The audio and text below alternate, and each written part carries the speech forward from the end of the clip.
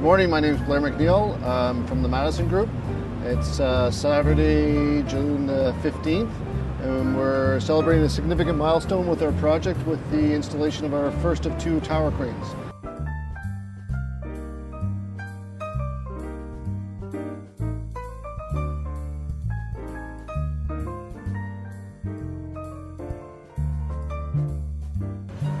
So they've completed the installation of the tower section of the crane, and the turret is now mounted.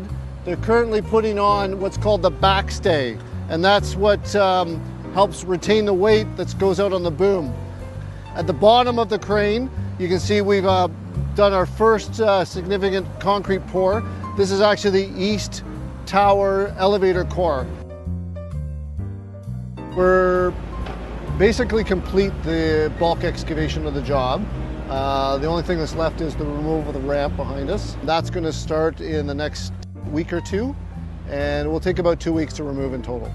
The waterproofing is actually, it's a new material, never been used in North America. So it's a bit of a learning curve for the trades, but it's going in as per specification. What's unique about it is it's got a linen coating on the back of it, and that linen is actually impregnated with the material that when the concrete is placed against it, there's a chemical reaction between the two, and then the two almost become as one. You can't separate the membrane from the concrete without tearing it. So it gives us a very impermeable membrane on the outside of our concrete. So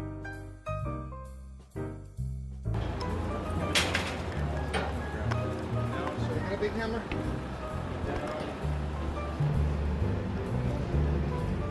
This crane will be operational and ready for the site to use it on Monday morning. I'm Blair McNeil from the Madison Group.